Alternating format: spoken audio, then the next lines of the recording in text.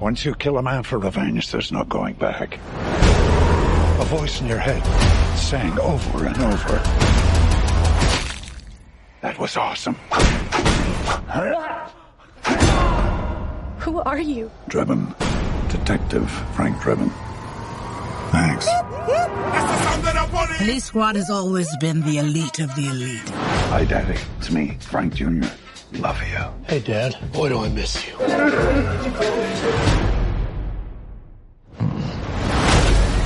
And you, Frank, are the best of the best. I need a bathroom. I need this room immediately. There's a line, man. Police business.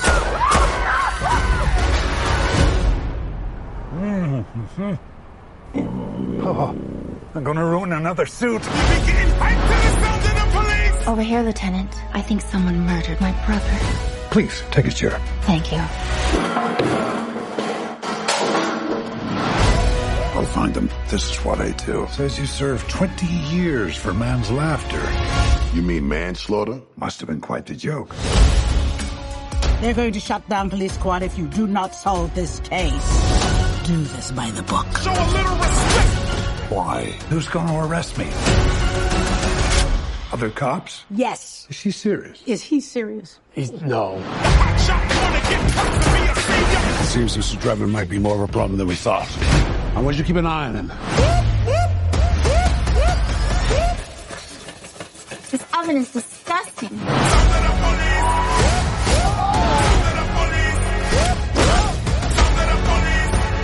Rest assured, I won't stop until I've found justice. What do you want, little one? Your ass.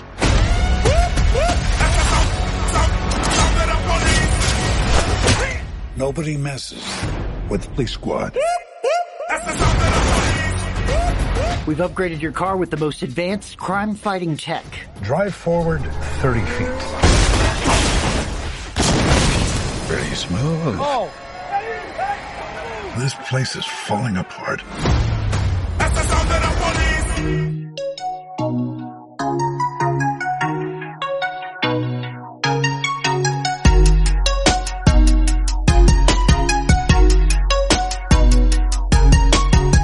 Hello, everyone, and welcome to an all-new episode of the Robert Palace Podcast. Thank you so much for joining me, ladies and gentlemen. And on deck for this week's episode, 2 new reviews for you. The Naked Gun, starring Liam Neeson and Pamela Anderson. And I went to go check out DreamWorks' new animated sequel, The Bad Guys 2, featuring whole sorts of voice talents, including Sam Rockwell, Awkwafina, among many others. You'll get my thoughts on those films coming up later on the show. And then also this week, huge WWE news dropped. We'll get into all of that. It includes the streaming for their premium live events and what's upcoming for that in 2026. And I'll also talk about the aftermath of SummerSlam, my thoughts on a couple of the matches there, and a huge return that nobody saw coming. And I'll get into all of that. But as always, we do like to start here with the box office report from August 1st to the 3rd. So let's get into it. As I mentioned in the weeks leading up to the releases of, Superman and the Fantastic Four, I wasn't really so much interested in the, in the opening grosses for those, because we all know they were going to be in the high 100s. Like, we knew that. For me, it was all going to be about what are the second and third weekends look like? Like, what are the holding power for it? So, Superman did hold up pretty well, dropping about 50%, and it's also like past the $300 million mark. So, it's doing well on its end for what it is and the landscape that we're in right now. It's considered pretty much a success. It's a little bit worldwide at over $500 million. So, what was going to be the fate of the Fantastic Four in its second weekend? And it doesn't look good, folks. It dropped a whopping 67% for a $38 million gross, and that's coming off of 117 for its opening last weekend. So that is a significant drop. Its total now stands at 197 million. I mean, what can we learn from this? What are we seeing? What's the trend? Here's the thing, folks, and I think this is going to be a hard truth for the hardcores that just dominated this landscape, and they all thought that this was just going to be the most dominating thing like forever now in cinema. The casuals are kind of turned off by Marvel, and there's fatigue, not with superheroes, but with Marvel. So this drop should tell you a lot, because the movie is pretty much well received. You know, I gave you my thoughts on it last week. I thought it was just okay. You know, there's some stuff that I did like, but a lot of stuff that didn't work for me. But here, this is what the audience is telling you, is that the casuals are tuned out, and it's going to be more for the hardcores going forward. Now, there's going to be exceptions to the rules, right? Your Spider-Mans and obviously the Avengers movies, because it's a big ensemble. Those are going to do gigantic numbers. But for movies like this, because this was supposed to be the turnaround point for Marvel to get it back to like what they thought was going to be like pre-pandemic numbers, we're not in that world anymore. There's a lot better stuff out there, and we're seeing audiences are craving different things. You know, F1 is returning to IMAX theaters this weekend because there's just been a demand for it, and it's been a huge hit this summer. You know, nothing related to superheroes. I've talked at length about Sinners, and, you know, just the audience is looking for different things. So the superhero genre is not going to dominate like it once did. Now, if a movie ends up being like overwhelmingly positive and just good vibes out of it, like a Superman, that'll break out. You know, there's going to be exceptions. Like I said, Spider-Man, Batman, those will always be box office juggernauts. But for something like the Fantastic Four, you know, Thunderbolts, Captain America, all these movies that would have been surefire hits like pre-pandemic, like we're just not in that world anymore. And I think the audience has kind of grown weary of the Marvel brand. So, you know, it's still making money, but that huge drop off should tell you everything, folks. 67%. So, you know, I thought it was going to be more of a curiosity thing. And that was also, for the most part, why I went to go see this movie. It was curiosity factor.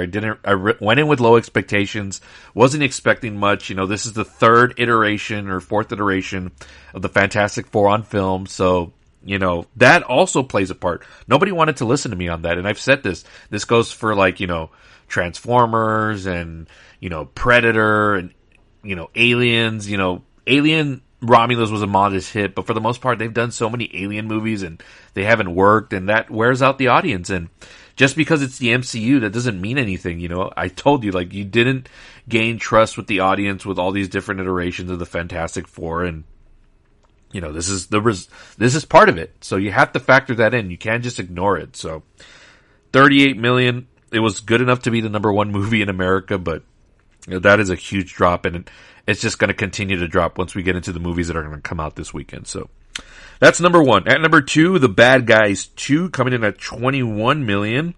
It opened about to the same range as the first one. You know, it's one of those modest, like, animation movies that, you know, I don't think the first one did huge numbers. So, and it also came out at a time when, you know, it wasn't summertime. So it was just kind of a movie that was there. And this looks like, you know, it's something for the family to go see, and it'll do decent numbers. It's going to be okay. I don't expect it to, you know, get any higher after this, but it'll have like some modest legs until the kids get back into school. So not bad of an opening there, on par with the original. So that's all you can expect from a movie like this. At number three, The Naked Gun, starring Liam Neeson and Pamela Anderson.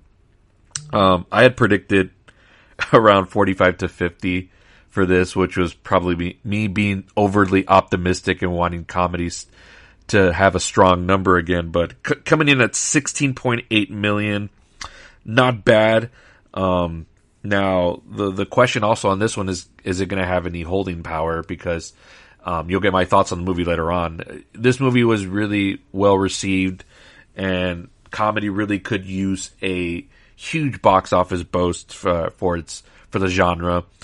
But we'll see. 16 million, not bad, but I really thought it was going to do a little better, considering that we haven't had a big budgeted comedy like this in a very long time. I thought the appetite from the audience would be there, but, you know, I think people are calling this a decent opening, but for me, it's a little under the expectations, considering I know this could have hit like a 40, 50 million mark, and it's not a long movie, so there was plenty of showtime. So I don't know. I'm a little disappointed by it, but a lot of people saying this is not a bad opening, so it is what it is. At number four, Superman. dropping 44%, another pretty decent hold, bringing in another $13 million. Its total now stands at 316. So, again, all the Snyder heads that were calling this a failure are just looking really, really bad. Its total worldwide is at $559 million. Again, it passed the $500 million mark. So, is it going to reach around 700 million, maybe 800? I don't know, maybe, but 300 million in the States is pretty good. So, I'm not mad about it. And finally, at number 5 is Jurassic World Rebirth, dropping 33%, bringing in another 8 million this weekend for its total at 317 million. Now, this is just the weekend update. I'm recording this on a Thursday, and I think by now Superman has officially passed Jurassic World as the number 1 movie of the summer. Well, forget that. No, scratch that. Lilo and Stitch is number 1. But in terms of late summer, this is Superman is going to be the winner for that. But Jurassic World, I told you, man, don't bet against this franchise. I don't anymore ever since Jurassic World came out. Its worldwide total is at 769. Now, I said this might hit 800, 900 million. I don't think it's going to hit $1 billion, but the fact that this is the 7th, 8th movie and it's bringing in these kind of numbers just more than likely tells you there's going to be another one coming. And that's your box office report for this weekend, from the 1st to the 3rd of August. Coming up this weekend, we got Weapons and Freakier Friday. So you got 2 different types of movies here. I think both are going to do solid. People are predicting, I think, Weapons to be the number 1 movie. But don't underestimate that female audience, folks, because that's who Freakier Friday is targeting. It's targeting kids and families, but also that female demographic with Jamie Lee Curtis and Lindsay Lohan. The original was from 2003, so I just don't underestimate that female audience. So I can kind of see this maybe taking the number 1 spot for 30 to 40 million. I can see Weapons in that 25 to 30 million range. It might be neck and neck, but I think Freakier Friday is going to edge out Weapons. And this is a great double offering, considering the fact that, people are looking for different things. So you got a nice horror original movie, and then you got a kind of a legacy sequel. But, when we talk about sequel fatigue, but this one, there hasn't been one since 2003. And this is kind of like the comeback party for Lindsay Lohan. And there's a little bit of built up a hype for it, I think, within that fan base. So I think it's going to really overperform. I think just don't underestimate that female audience. I think it's going to do fantastic. So I'm expecting Freakier Friday to take the top spot, and then Weapons not that far behind. But it should be a good weekend for these 2 movies, and it's going to be a bit of a rough road for the Fantastic Four going forward. Now, will it even reach 300 million? I think it's over 200 right now, but if it already dipped 60%, you add in another 50, that's just another 15 million it might bring in this weekend, maybe 20 if it's lucky, but I don't know. It's got a tough road ahead of it, and we're going to be keeping an eye on it here on the Robert Palace podcast. Yeah, looking forward to those. I'm going to be checking out Weapons here later tonight in IMAX, and then hopefully at some point I'll try to take my daughter to go see Freakier Friday. We both rewatched the original not too long ago, and we're pretty pumped for it. It's a fun family wacky comedy. Not expecting much out of it, but as long as it's entertaining, that's good enough for us. Let's take a quick break, and when we come back, I'm gonna review The Naked Gun and The Bad Guys 2 for you. This is the Robert Palace podcast. Stick around. We'll be right back. Maybe someone could help me write my wedding vows. How about this? I, Anna, take you, a man whose daughter is a little demon thing. What is taking so long? We switched bodies. As teenagers, we have no power. But as adults, we can break our parents up for good. Could we borrow your car? We are totally of age to drive. Disney's Freakier Friday in theaters August 8th. Get tickets now. Rated PG. All right, welcome back to the show. Freakier Friday, starring Jamie Lee Curtis, Lindsay Lohan, Julia Butters, and Chad Michael Murray coming to the big screen starting this weekend. Chad Michael Murray, man, great to see him back I'm a huge fan of One Tree Hill, as you all know, or those of you that know me personally know One Tree Hill is a huge part of my teen upbringing. And also about Lindsay Lohan, I have to say this, not only does she look great, but I'm glad that she actually looks, healthy. It was looking pretty grim there for a while, she was on a trajectory back like in the early 2000s of being like, I coined her like the next big like actress, like in the vein of like a Julia Roberts or something like that. And I know, child stardom is I'm sure not easy to deal with, and the path that she fell into with drugs and all that stuff. It was just sad to see, she's from my generation, so I saw all of her rise and the fall of her, and it's great to see her having like a comeback like this, but more than anything, how healthy she looks is just awesome to see, and I'm happy for her, and I hope this movie does really well and gives her somewhat of a comeback into Hollywood, because I thought she was I still think she is really talented, and the trajectory she was on, I think she could have been one of the biggest actresses in the world. So, it's never too late. So let's see what happens with this movie. I think it'll be number one. Again, I could be wrong, but that's my prediction for this weekend. Anyway, let's get to my reviews for this week. Let's start with The Naked Gun, starring Liam Neeson, Pamela Anderson, Paul Walter Hauser, CTH Pounder. So, again, I said this before, I was never on board with them, like, redoing The Naked Gun, because I think just the originals are just master classes in how you do, like, spoof comedy. Leslie Nielsen was just one of a kind, and his performances in those movies were just, like, nobody else could have pulled it off, right? It was just one of those 1 in a million performances.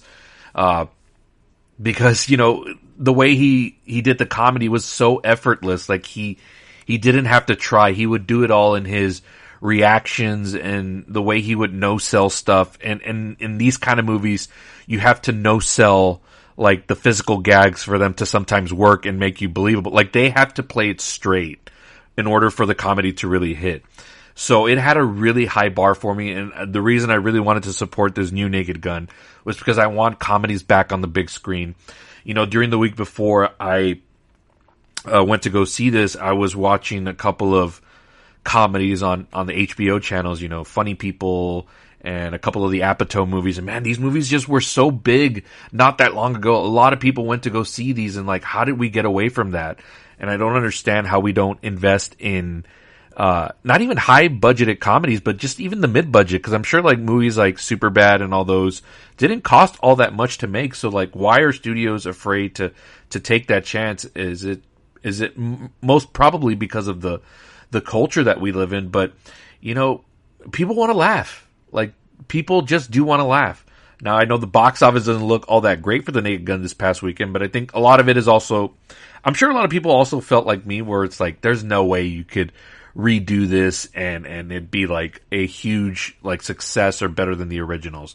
Now, some of the stuff that I read, I don't even know if anybody's compared it to the originals. All I've been reading on people's critiques that I follow is that they just thought it was really funny and all that. So maybe I don't know, they were blinded by not having a comedy in the theaters for so long that they just took whatever they got and just were going to praise it anyway. But for me, this movie, for the most part, did not work. A lot of the jokes and the gags felt super forced, and I don't know, I watched these movies so much growing up. Not only the Naked Guns, but the Airplanes, the Hot Shots. There's the very underrated National Lampoon's Loaded Weapon 1, which is a spoof on the Lethal Weapon series. I know how these movies can work and how the gags can work properly. And I think in this one, they tried so hard to force you to get into the gags, and it was joke after joke after joke. And some of them did land, but there was a lot, and I mean like probably more than 60% for me, where they just didn't land. I laughed out loud in this movie maybe once or twice, and twice I was the only one who laughed out loud because I was the only one who got the gag. And a little bit of spoilers, but there's a nice Mission Impossible Fallout reference in this movie, and I just absolutely died from it. So that might have been the best part of the movie for me. So, but I do appreciate the efforts and the fact that they were trying to make an old school comedy like this, because it was, toilet humor and a lot of physical gags, kind of like the original Naked Gun. But the thing is, like I said, the reason why those original Naked Gun movies work so well is because everybody kind of plays it straight. Now, they are a little bit self-aware in the way how they respond to some stuff, and there was some of that in this movie, but for the most part, they're like just trying to force you, like, hey, this is the joke, like, we want you to laugh. Whereas Leslie Nielsen didn't have to, like, wink at you. It looks like during this whole movie that they're trying to wink at you, saying, like, hey, like, do you get this is a Naked Gun movie and why this gag is dumb? Whereas Naked Gun plays it up straight, and it's super hilarious, because I think that's the best version of how this kind of comedy works, is when it's played absolutely straight and you no-sell it. And Leslie Nielsen was the best at it. And Liam Neeson here is trying so hard, but he just does not measure up to Leslie Nielsen. And I know it's not fair to compare it to the originals, but if you're redoing The Naked Gun, I'm sorry, there's going to be comparisons, and I'm going to do that. And especially because I hold those original movies in such high regard, and I think they're so damn funny, and I think they're masterpieces. But this just didn't land for me. Who I thought was really good in this was Pamela Anderson. And, we all know what her track record is, and she's not really known for doing movies like this. So she had a little bit of a comeback last year. I forgot what movie it was that she did, where it was like an indie kind of drama based on beauty and stuff like that. And I thought she did. I haven't seen the movie yet, but the clips and stuff that I saw, it looked pretty good. I still want to catch it at some point. So she had a little bit of a comeback there, a little bit of awards notice, not Academy Award level, but, she did get noticed for her acting, and that was probably a huge part in her getting this role. And I thought she was probably the best person in this movie. She did play it kind of straight, a little bit better than Liam Neeson did and a lot of the other characters in this movie. So she played it off as best as she could. But again, a lot of the stuff didn't land for me, but she was pretty good in it. I enjoyed her. And this is the second movie in a row after last week's Fantastic Four. But man, did they underuse Paul Walter Hauser again. He was in this movie, so I was expecting a huge role. He was kind of like the second hand to Liam Neeson's Frank Drebin. He's the son of George Kennedy's character. So I thought he was going to have a huge role in those, because, George Kennedy did in the original, not a really big role, but he was involved at least in a chunk of the movie. But we don't really see Paul Walter Hauser a lot in here. And again, I think he's one of the funniest actors going. He could be in the Zach Galifianakis. I think he's a little funnier than Zach Galifianakis, but, his comedy is a little bit more natural. Even in Cobra Kai, he has such a small role in there, but they give him stuff to do. And when he's on there, he's just electric. So I thought he was better in Fantastic Four, but that movie could have used a lot more of him in it, because he would just steal the screen as soon as he showed up. Here, he was kind of like a little bit more in the background and didn't really have much material to work with. So, I mean, that kind of sucks, because I think he could have made this movie a little bit more funnier. But yeah, overall, I mean, it's a 2-star movie out of 4 for me. Again, more than 60% of the gags and jokes didn't work for me, but there was some stuff that I did laugh at. And again, that Mission Impossible Fallout gag, if you see it and catch it, let me know about it and see if you caught it. I thought that was probably the best gag of the whole movie. So 2 stars. I still say go support it, because it's a comedy on the big screen. I want more of those. Maybe not more of this. I don't want any more installments of this version of The Naked Gun. I want some more like original comedies, like the Apatow movies, the Funny Peoples, the Superbads, the Knocked Ups, stuff like that. I would really like to see Anchorman, those kind of movies. I think we should get back to those. I think people are ready to laugh again. And let me give it to the audience who was laughing, I guess, somewhat during this Naked Gun. Not a whole lot, but, they were laughing at some of the jokes that I didn't laugh at. So, again, this is just my personal opinion. You judge the movie for yourself. I just think for me, the bar was raised too high with the original Naked Gun movies, and it was always going to be that way, regardless of who was in this. You could have put, whatever, Adam Sandler or Seth Rogen, and it was still going to have a high bar, because Leslie Nielsen is just one of a kind. And yeah, that's The Naked Gun for you in theaters now. Go support big comedies on the big screen. I will continue to support people going to see it because of that. And final movie that I went to go see this week was The Bad Guys 2. I'm glad I went to go see this on a discount Wednesday where you could catch it for $5. But my buddy Abraham Trevino was the one who really wanted to go see this one. So I just wanted to be a good buddy, go support, and, I enjoy all different kinds of movies, but for the most part, I'm not really into like the animated kids movies. They just, I don't know, they don't do it for me anymore. I think the last one I really got into was Toy Story 4, and, even then, I'm like way past who those movies are targeted for, but, I enjoy those movies, but for the most part, any animation movie that comes out, I'm really I can watch it if you get me, if you invite me, I'll go, or if you're my kid who wants to like watch it, I can sit through one of these movies, but are they going to be my preferred choice to go check out, if it's like the movie of the week? Probably not.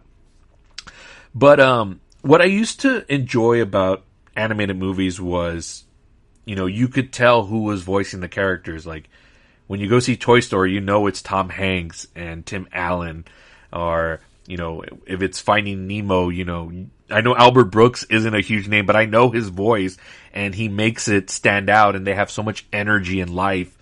And watching the bad guys too, the plot is irrelevant. I'm more interested in the visuals, and I like this kind of blended. Like, everybody's kind of copying what the Spider-Man Into the Spider-Verse universe is doing, in terms of doing like different types of animation.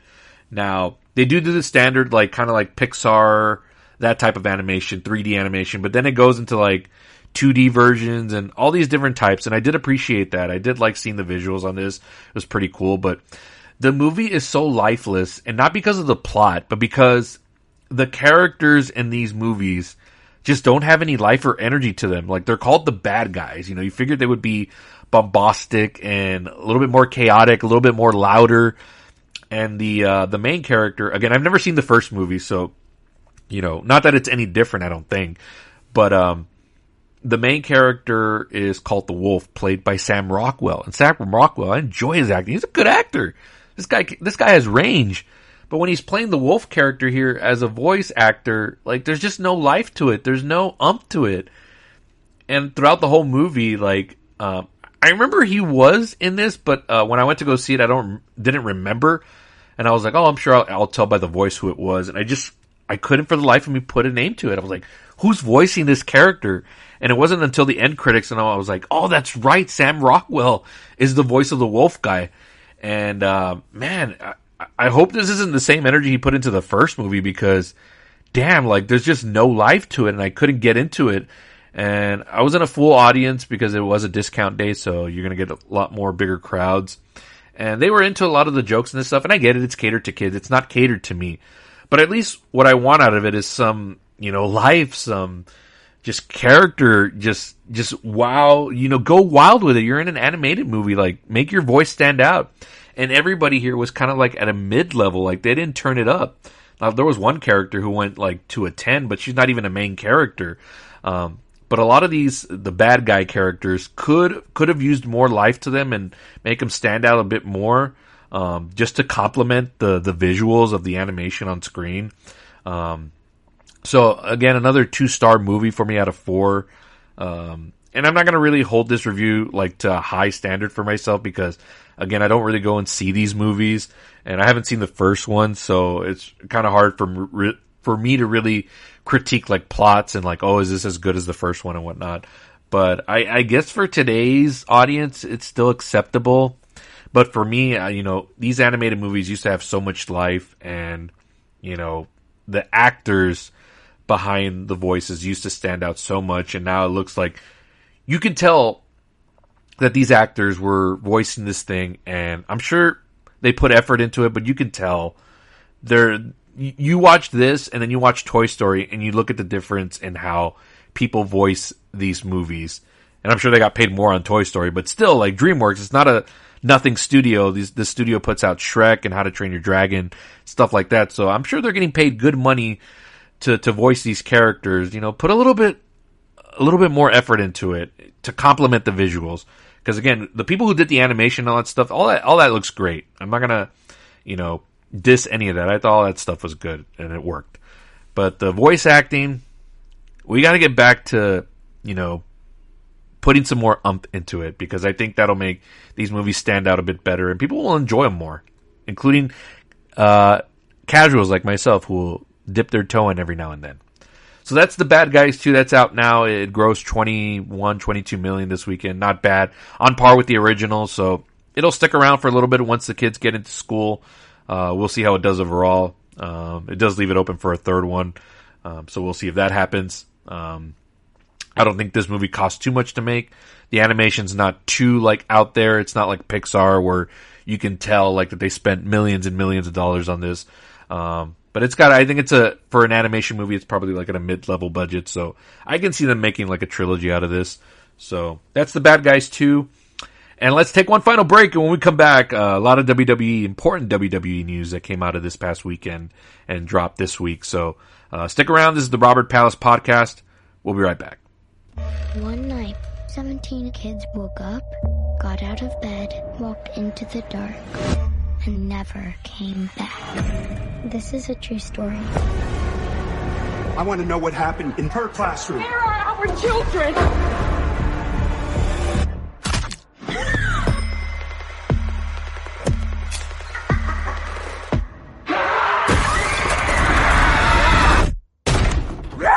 Weapons, rated R, August 8th. Welcome back to the show Weapons, starring Julia Gardner and Josh Brolin. That's in theaters starting tonight. I will be checking that out in IMAX with the great Abraham Trevino. This is horror. I've told you this isn't my genre, but this one I'm actually really been pumped for a while now. The mystery surrounding it. It's from the director of Barbarian. Barbarian's a movie that I thought was just really out there and really creative. And unless you like buy it digitally, there's not really anywhere you can stream it, or you can't even buy it on physical media. That's a movie that I've been waiting for them to put on physical media so I can buy it, because I thought it was just really well done. That one stars Justin Long. If you have a chance, go check that out. If you want to be just given like a complete zag on what you think the movie is, like go watch that. I'm expecting that here from Weapons also. The trailers and the marketing has been very, very well done. This was originally supposed to star Pedro Pascal. I'm glad that it's not. Let's take a break from him. So Josh Brolin taking that role. So I'm looking forward to that. In IMAX, will I be able to handle the jump scares? Probably not, but I am really looking forward to it. Can't wait to see what this next chapter brings us from the director of Barbarian. All right, let's finish up this episode with talking about some WWE news. So, SummerSlam was this past weekend, the first ever 2-night SummerSlam, and overall, I thought the event was okay. It was a little bit better than WrestleMania, but for the most part, like these WWE shows, I have to be honest with myself in terms of like my wrestling fandom. I'm very like old school, and I like old school wrestling matches and good storytelling leading up to the matches. And for the most part, WWE is miles better than what it was, in the latter part of the 2010s. From like 2018 to 2022, it was just some of the worst television you could watch. And I was even embarrassed to be a WWE fan at times. And I know AEW has come around, and they were really hot at one point, but right now they're kind of struggling to keep my attention and interest. They still put on great wrestling matches, but for me, it's got to be more than the matches. It's got to be like the characters, and it's got to be the build up. And one thing kind of really depressed me in watching SummerSlam this weekend, something that I really noticed, and I'm always into like their video packages and their intros to their events. Those are always very well done. But what struck me about this one for SummerSlam and their intro for both nights was their main focus on wanting to just capture the viral moment and the response to those viral moments from like TikTok streamers, Twitch streamers, stuff like that. I feel like WWE's kind of like catering more to that audience where they want the shock value in terms of like, don't get me wrong, I'm all about the WWE moments, but I'm all about the WWE moments when it serves like the match, or if it's like a return, like for a CM Punk returning at Survivor Series, that is history WWE viral moment that you want. John Cena, winning the WWE Championship, that's a viral moment that you want immortalized. And now it looks like, again, this is just going off the video package. This is what they're telling you, is that they're looking for the moment, and they're looking for the shock moment, just for shock's sakes. not in terms of like what's happening with the story. So that was a main focus of it, and a lot of the videos shot were like in vertical format, which is, again, that's the TikTok format. So it was a little kind of alarming, and and that's just where we're headed. It's just that generation now. That's the stuff that gets put on notice. It's the reaction videos, and don't get me wrong, like, I love a good reaction video, but a lot of these that you see or that they post here that WWE does from like the Twitch streamers, they just don't seem genuine. They just seem so manufactured, and like they just want to be on TV, so that's why they do this over the top reaction. So it doesn't feel real to me. And I think that's kind of what WWE's after right now, instead of like, and I'm not saying I need to be catered to. You want to cater to all different types of people. But the fact that they're catering more to this now and just looking for the shock value, well, it sucks now, like watching WWE main events on Premium Live, like the pay-per-views, and the main events just can't be main events anymore. There's always got to be shenanigans or like a return to just give you that audience like, oh my God, I can't believe this happened. But it just, a perfect example of this.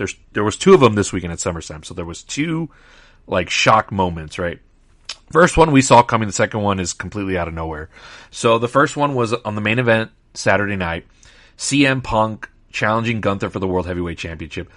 Old school matchup, like right down my alley. This was just pound for pound, like a true pro wrestling main event. And it could have just ended, with the winner of the match. CM Punk won the world title. We could have gone off the air. And this one did serve the story, but also like they wanted the shock value of it. So again, if you listen to the preview show last week, they had been playing this thing that Seth Rollins had been injured and got injured for real on an episode of Saturday Night's Main Event in his match with LA Knight. Well, he ended up coming back and fooled everybody, right? Fooled everybody, but even though everybody thought he was going to come back. And, they did show a lot of these Twitch streamers on Monday Night Raw the following, just showing Seth Rollins returning and over-the-top reactions. And I don't believe them, because if these are hardcore WWE fans, like they would have seen this coming miles ahead. Everybody saw this return coming. Like, there was nothing shocking about it or surprising about it. They were a little clever in how they went about it, but everybody for the most part thought that this is what was going to happen. So it wasn't shocking for me, but I get why they put it at the end of this show, to give you that shock moment to go viral, to get these people, the Twitch people, the streamers, onto the Monday Night Raw show to show you how clever WWE is in giving you these moments. So that's the first one on Saturday night. Sunday night, I could just sense something was coming. John Cena versus Cody Rhodes for the Undisputed Championship. John Cena turned back into a babyface, good guy on the Friday Night SmackDown before, so they went into this both good guys fighting each other in a street fight. There's a lot of plunder and just typical WWE street fight stuff. Really, really great main event, miles above their WrestleMania main event from earlier this year. This one just completely over-delivered. A little long, but it was still awesome. Great match. The best John Cena match in like years. So this was a great performance from him. Cody wins the WWE Championship, and everybody's like, the speculation on the internet is who's going to turn or whatnot. It was John Cena lying. Is he really not a good guy? Is he rusing everybody? So just, again, they're looking for that shock value, right? So it sucks that we can't just have the match and it end, and that's that. So that's what it looked like for a bit, right? Like, Cody Rhodes wins the match. John Cena hands him over the championship, and Cody lets John Cena have his moment there to soak it in with the fans. And, this is the last SummerSlam he's ever going to be a part of. And, he's going to be going out as a good guy. So that's great for the fans, great for us. We can enjoy the rest of his retirement run as a good guy. So that's awesome. And the show could have ended there, and I think that would have been satisfactory. But WWE has to go for that shock value, that thing to just get everybody to go, and so they can put it on their Monday Night Raw and then claim that they got all these social media views over it. So WWE brought back Brock Lesnar, who hadn't been on TV in over like 18 months, I believe. I think the last time we saw him was at a SummerSlam 2 years ago against Cody, where he gave him the rub and gave him like the nod as being the guy. Don't want to get into all the lawsuit stuff that's going on with Janelle Grant and her suing WWE, Vince McMahon, and Brock Lesnar was named in that lawsuit, so that's probably a reason why he wasn't around for a while, some really like disturbing stuff. And again, I won't get into that. If you want to know about that stuff, you can look it up. It's all out there. You can read about it. But so they brought back Brock Lesnar, and okay, like I'm fine with that, but couldn't you do that on a Raw or a SmackDown, or, save it for like a television show where you can get more of those soap opera moments because it is like a week to week show, and just leave your big events and have those main events, just have them feel special because of that. So now, John Cena gets, the hero's rub at the end of that show and gets to, soak in the fans. But now we have Brock Lesnar comes back and the crowd goes like ape shit, and you have all the streamers and the TikTokers like reacting to that, and Brock Lesnar comes out and beats up John Cena. Now I'm sure they're going to have a match, but couldn't you have saved that for one of your television shows where you could do that and play it up, and then you can get like your social views? Like, just let your main event be the main event and not have it connect to the next thing. You don't have to leave us hanging all the time. It's a cliffhanger is good every now and then, but the fact that now every show always has to have a cliffhanger or just for shock value, I don't know, it rubbed me the wrong way. It kind of made me sad, and it's like, maybe this is just not for me anymore. And I think the stuff I'm really invested in right now is mainly the CM Punk stuff, and not just because he's my favorite, but because he's very old school. So, he puts a lot of thought into his promos and his storylines and his matches. I don't think he's had one bad match since he's come back to WWE. But he's very old school. He's not very fast paced like a lot of these wrestlers now. And that's what the audience loves. But the thing about Punk is that he makes you care. He's like, you care about not just the moves that he's doing, but you care about his character. So that's why he resonate, and his matches still resonate. So, I honestly, with John Cena leaving, he's going to be done in December, and CM Punk, maybe just my time with like being a hardcore, like everyday WWE fan is almost coming to an end. That's really what I realized about this weekend. Because again, they're just going younger, and that's the way the business always should always be going younger. But I feel like maybe I'm kind of aging out of it, and that's not a bad thing to admit. The business is going to be fine and all that, and I can still tune in and watch wrestling, but after those video packages this weekend and just the way those events ended, it's like, this is where we're headed. And it may not be for me anymore. And people could say, well, why don't you just go to AEW? Well, they're not holding my interest either, because, they don't have everything buttoned up on their end. So, the sad realization is that we may be at the tail end of my wrestling fandom. And that's just a part of life, and that not everything goes on forever.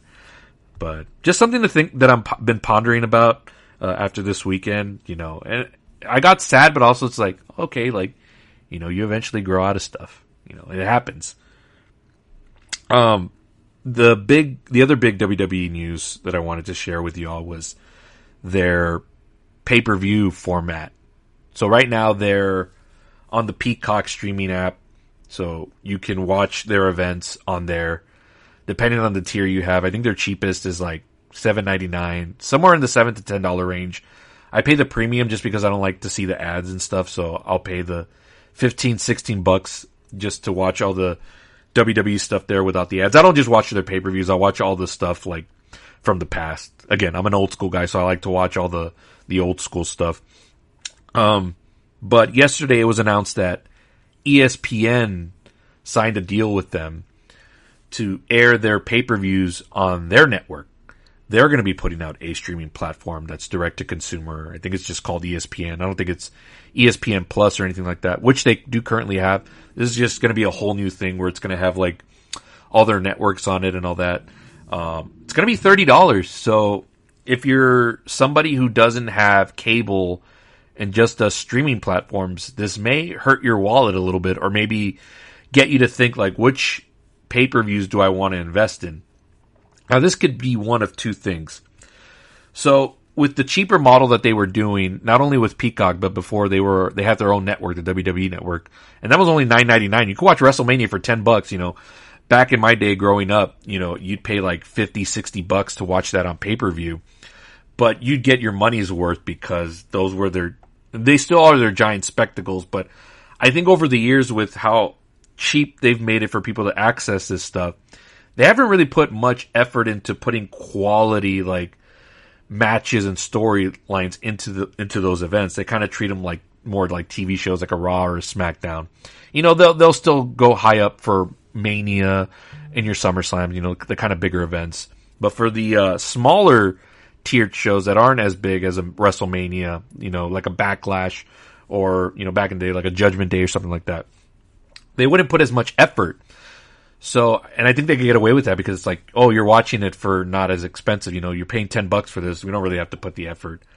But now if you're asking consumers to pay $30 to go to another streaming platform to watch a WrestleMania, to watch a Backlash, an Extreme Rules, Elimination Chamber, something like that, you're going to ask your audience to pay $30. You better put up some quality matchups and some good storytelling. So I think that's the pro of this, which I like, which means they're going to have to put a little bit more effort, and they can't just string together, like, you know, whatever matchups and throw them onto the card and people will eat it up. I think people are really going to invest and really think about whether or not they want to buy these events. Now, and the other thing is they could just not care and keep doing the same thing, and that'll suck because you're going to be paying more now, and you're still going to be getting the same type of quality. Not that WWE in the last couple of years putting bad events, but they won't put as much effort, which I think they should if you're going to charge your customers more. But there's also twofold to this, which they didn't really put in the headlines of this new streaming package that ESPN is going to put out. So, all right, this comes from Brandon Ross. He's someone who's looked into this and looked into the finer details of it. So I'm going to read off his thing that he put out yesterday. WWE ESPN deal even better than it appears. TKO signed a new 5-year deal with ESPN to license the WWE PLEs. ESPN is paying $350 million per year, which on the surface is a 1.8 step up from WWE's deal with Peacock. However, it is better than the headline number. The Peacock deal included domestic rights to WWE's library, unlike this deal. That leaves the library open for someone else to bid on. We suspect Netflix would want those rights. Netflix would be a better fit for WWE, as Netflix is principally an on-demand service, while ESPN and increasingly Peacock is principally a live service. This ESPN deal also excludes NXT PLEs, which will be up for bidding. The deal is better on the cost side as well. Previously, WWE was responsible for 250 hours of original ancillary programming per year and 5 documentaries, all at WWE's expense. Those costs go all the way, so this is a big deal why WWE's going back to, or not going back, but signing with ESPN because it's just for the pay-per-views. That's it. Most importantly, this deal expands WWE's reach and promotion. There are simulcast rights included for WWE's top events, which means both linear and digital distribution. Not to mention that most linear subscribers will have access to ESPN direct-to-consumer now. Give me a second here. ESPN will also be cross-promoting WWE throughout its portfolio of live events, including Monday Night Football, the NBA Finals, all of its college games, etc. Finally, the WWE news, combined with yesterday's NFL agreement, bolster our confidence that Disney is going to spin off ESPN. It adds a brand new audience for ESPN, further enhancing ESPN's ability to stand alone from Disney. So that was the one thing that wasn't mentioned in ESPN's really rollout of this thing, is that you might not have to pay the $30 extra if you are still someone that has a streaming cable platform. So for example, if you have DirecTV streaming, if you have Fubo streaming, if you have Hulu Live TV streaming, that comes with ESPN in its package. Meaning if you have that, you'll have access to that ESPN app that they're going to roll out, where if you don't have, you do have to pay $30 to watch stuff on there. So no fear if you have any of that. So you'll just continue watching ESPN like normal, and you'll get to stream these events at no further cost. But again, also if you have one of these packages, you're paying in the $80, $90 range to have these packages. So you are taking a little bit of a hit already. So again, this is just the way the business is going. WWE's at a very high right now in terms of profit and all that. You know, even going to their events is just insane. I went to SmackDown January. In Austin, I think I paid an upwards of like $500 to $600 just to sit front row. And that wasn't at the very front row, it's just on the very front of the arena, and that's insane for like a SmackDown, those are like pay-per-view. Those used to be pay-per-view prices, and I get that for like a WrestleMania or something, but now you're looking like on average going to like a Raw or SmackDown in the front row. And again, that was January, they just keep getting higher and higher since, you're looking like in the thousands range. So if you're a family that likes to go out and you like wrestling, going to a show is going to cost you a whole lot. And now, getting to access their pay-per-views is back to like, we're kind of going backwards a little bit, and maybe we took it for granted for how cheap all this stuff was, but that's what happens when a brand's hot. The NFL's doing this as well. They're part of this package as well for ESPN. They just sold off the rights to NFL Red Zone and the NFL Network. So ESPN is now going to have kind of like a hold on that being on their platform. So, when a business is profiting like the way WWE and the NFL are, like, yeah, they're going to maximize the most of it. Like, you want to see our product? Will you pay $30? We bet you will pay $30. And there are going to be people that will pay it. And it's going to be good for business. But also, in this economy that we're in, some of us are going to get a little bit gouged out as far as like getting to see some of this stuff. I'm weighing my options right now on what I want to do as far as like, for WWE pay-per-views in the future. Now, this isn't starting until April 2026, I believe. So WrestleMania will probably be the first one, of course. Do I want to just pay the $30, or do I want to make the most out of it and get invested in a cable system like a DirecTV or a Hulu Live TV, and then just get the ESPN added as a plus? So I have options to weigh. So again, everyone's got a budget and stuff to look out for. So it's crazy what we're heading in, but that's what happens when, companies are hot like WWE. So that's the news I wanted to share with you, and that's going to do it for this week's episode of the Robert Palace Podcast. Thank you so much for tuning in. I greatly appreciate it. You can find this podcast on any platform where you listen to your podcast: Apple, Spotify, Amazon, anywhere where you get your podcast, you can find this. Just search the Robert Palace Podcast. I'm active on the socials: TikTok, Instagram, X at Robert Palace Podcast. On X, it's at Off the Top Rope 39. So if you want to follow me on the socials there, I greatly appreciate it. Thank you so much. I'm going to check out Weapons later tonight in IMAX, so I got to get ready for that in a little bit. And then we'll talk to you about that next week, along with hopefully more news to come. And this has been fun talking with you all. So appreciate it. We'll see you next week. God bless you.